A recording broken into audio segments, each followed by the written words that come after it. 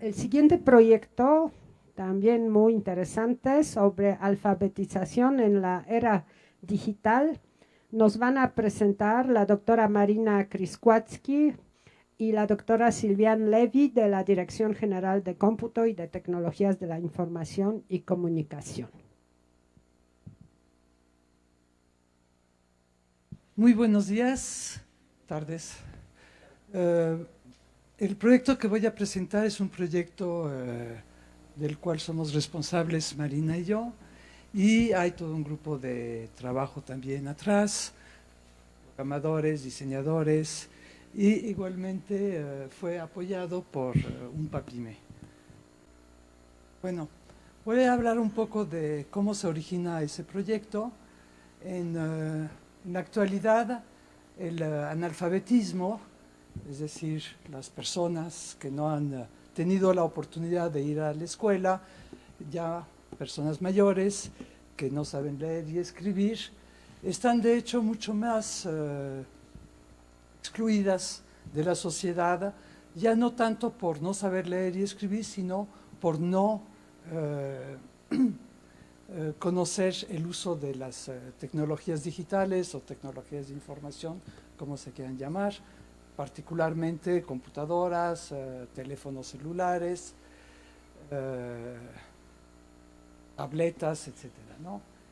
Entonces, de ahí surgió la pregunta de que si era posible utilizar esas mismas tecnologías tanto para enseñar a leer y escribir como para incluirlas y enseñarles la utilización de las tecnologías. Entonces, la idea era crear tecnología para utilizar tecnología para enseñar tecnología y a la par enseñar a leer y escribir. Así fue como surgió el proyecto Alfabit. Alfabit tiene dos objetivos principales, que entonces es proponer una metodología de la alfabetización que sea tanto inicial como una alfabetización digital, que se usa sobre el uso del cómputo, dirigida a los adultos en particular que no tuvieron la oportunidad de ir a la escuela, y desarrollar un software que va a permitir a los educadores utilizarlos en su proceso de alfabetización y a la par a los estudiantes aprender de una manera activa, tanto para leer, escribir, como utilizar las tecnologías digitales. ¿Cómo son esos? ¿Quién van a ser los usuarios de esos sistemas? En primer lugar son los educadores, que son los mediadores, son el primer mediador entre el software y las personas iletradas. Si ellos no saben, no entienden el sistema, no saben usarlo, no saben cómo usarlo, simplemente no lo van a usar y el sistema nunca va a llegar a los alumnos, a los adultos.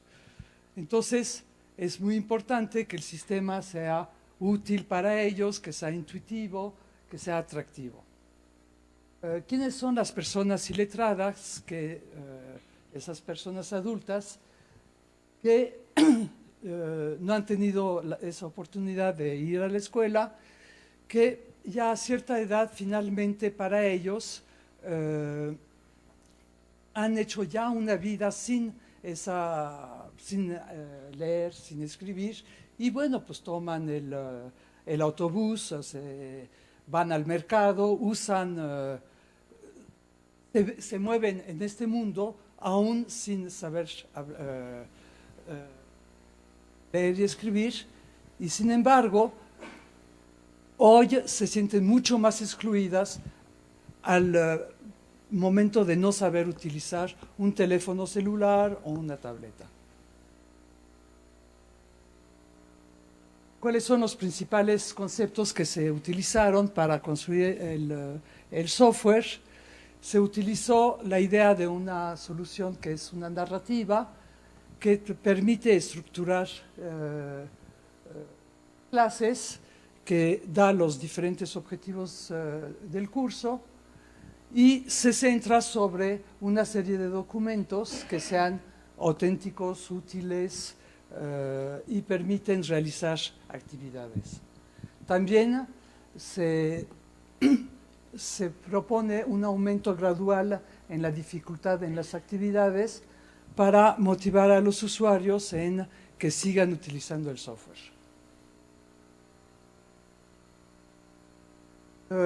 El proyecto que se desarrolló cuenta la historia de la comunicación entre una madre y su hija, que vive, la madre vive en México, la hija vive en Los Ángeles, lo cual sucede en muchas familias en México, y cada capítulo va a contar una historia diferente, como una serie de televisión, y maneja diferentes documentos, como primero hay una primera carta que introduce el capítulo y después de eso hay diferentes documentos que se van a ir trabajando. Cada documento tiene, cada actividad tiene objetivos precisos y tiene también una serie de herramientas como un abecedario, calculadora, etc. La idea es que sea un software muy flexible para que cualquier metodología, digamos, se pueda adaptar a ese software. Cada profesor lo utilice finalmente como él lo quiera. ¿Cómo es? Los voy a presentar rápidamente. Ese es el primer escenario. Como vemos, puede ser tanto rural como citadino. A la izquierda tenemos las diferentes herramientas. Estas son las herramientas y estos son todos los documentos que se van a utilizar. El primer capítulo trata de realizar una receta de cocina. Aquí a la derecha tenemos todas las actividades que se van a hacer sobre esos documentos. La primera carta, que es la comunicación entre la mamá y la hija, con una serie de herramientas que permiten leer las palabras, los párrafos, inclusive ponerlo en minúsculas, mayúsculas. Y eso es, en este caso, es la primera actividad con aquí tenemos los diferentes grados de dificultad y bueno, pues son actividades interactivas que se trata de simplemente ahí asociar la palabra con la imagen. Esto es otro tipo de, esto es la segunda actividad donde es un dictado de palabras. Tenemos el segundo escenario que ya es la ida al mercado para comprar los ingredientes de la receta de cocina y ahí trabajamos sobre lista de compras y bueno, pues se trata de llenar la canasta. El tercer escenario ya es la cocina, donde se tiene que cocinar el pavo relleno que trata este capítulo. Tenemos la lista de ingredientes, los modos de preparación y todo es interactivo, con la diferencia que la lista de ingredientes, que son nada más palabras, es fijo y en modo de preparación estamos hablando de verbos y cada imagen es animada. Esas es algunas de las actividades ya de la tercera etapa. Como se ve, ya son frases completas y con diferentes tipos también de grados de dificultad y diferentes tipos de actividades.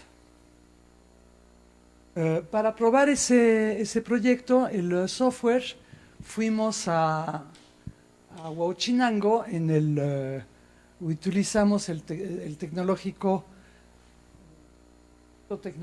de Huauchinango para poderlo utilizar y utilizar los educadores como, los estudiantes del tecnológico como educadores.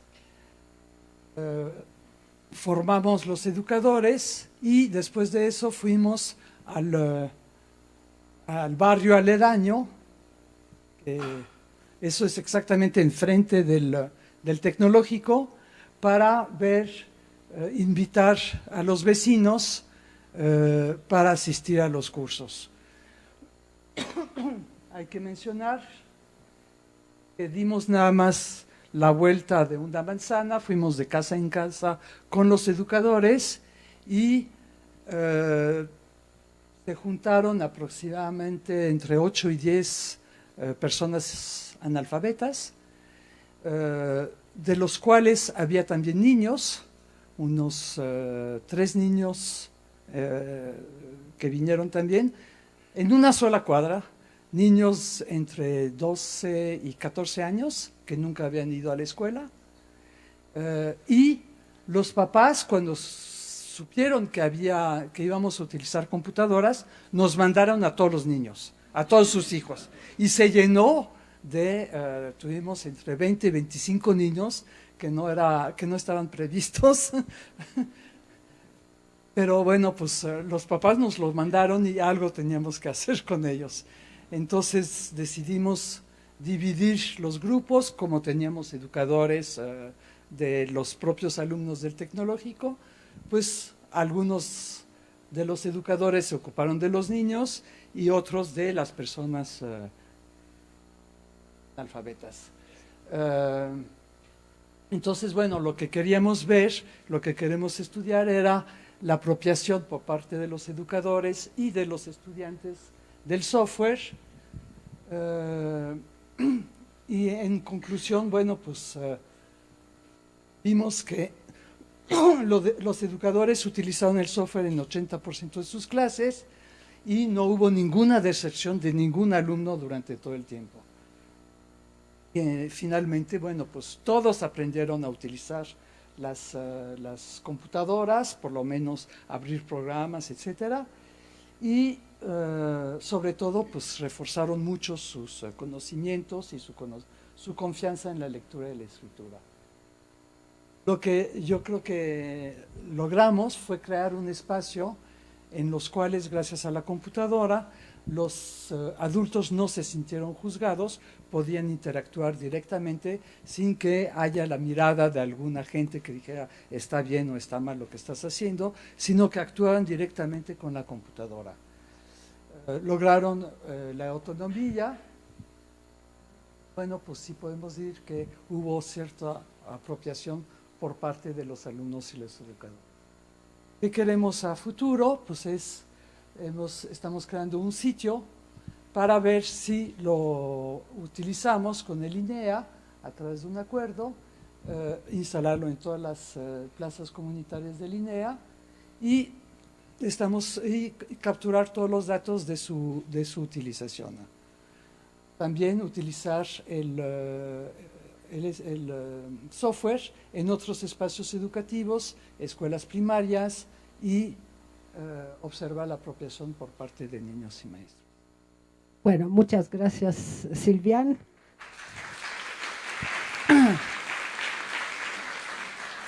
Pero no sé si Marina quiera agregar algo.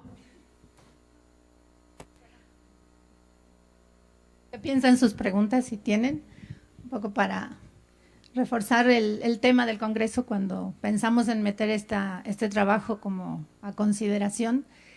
Dijimos, bueno, la convocatoria decía problemas importantes en los que el cómputo puede generar alguna diferencia y nosotros creemos que la alfabetización sí es uno de esos temas, es un tema importante y la computadora nos permite hacer cosas que no se pueden hacer con otras herramientas. Básicamente es esto que les decía Silvián, meter audio, y no es cualquier audio, sino que es escuchar que la computadora me lee lo que está escrito, y a medida que se lee se va como iluminando le permite a la persona que no sabe leer y escribir empezar a desarrollar una idea de cómo se vincula el lenguaje oral con el lenguaje escrito, ¿no? De la direccionalidad de la escritura, y puede hacer hipótesis sobre qué puede estar escrito y comprobarlas por sí mismo sin que haya una persona que le diga que está bien o está mal.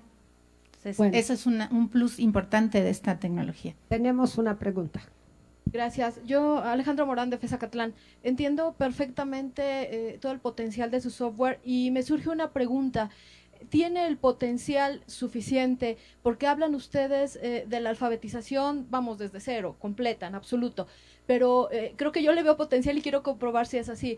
Para las personas que sí tienen una educación incluso profesional, pero por cuestiones de brecha generacional, no acceden a las tecnologías. Vamos, le veo el potencial como para acceder al aprendizaje de las TICs, ¿no? En su propio tiempo y espacio, pero bueno, a través de un software que precisamente evita que ellos se sientan discriminados en este sentido por simplemente no saber usar la tecnología, ni lo básico, aunque tengan incluso una formación profesional. ¿Es así?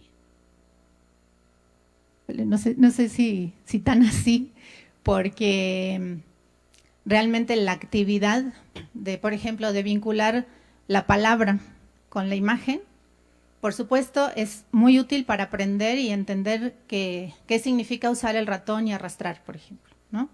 Y eso es fundamental porque pues, es una de las acciones más frecuentes que vamos a utilizar. Pero no le planteé ningún desafío cognitivo, es decir, escucha jitomate y pues ya sabe que ahí dice jitomate y lo puede poner donde está la imagen del jitomate. Pues se podría probar, no hace daño, digamos, ¿no? A mí me parece que sí. Pero no plantea un desafío cognitivo, a eso es lo que quisiera aclarar, que se pueden hacer otras actividades de inclusión digital con gente que no sabe nada de tecnología, pero que ya sabe o está alfabetizada. Se pueden hacer otro tipo de actividades, de hecho tenemos otro proyecto de inclusión digital para adultos alfabetizados, pero no digitalmente, ¿no? Bueno, muchas gracias. Pero nada más para agregar ahí algo, los niños en ese barrio no tienen teléfono, nunca han usado computadora y sí sabían todos leer y escribir, tenían entre 10 y 12 años más o menos, bueno, había chiquitos también. Y aprendieron a utilizar la computadora, pero fue algo impresionante, ¿eh? Y no teníamos ni que decirles. Jugaban con el software, supieron jugar con el software y nunca en la vida habían tocado una computadora y a partir de eso sí lo utilizaron. Bueno, muchas gracias. Vamos.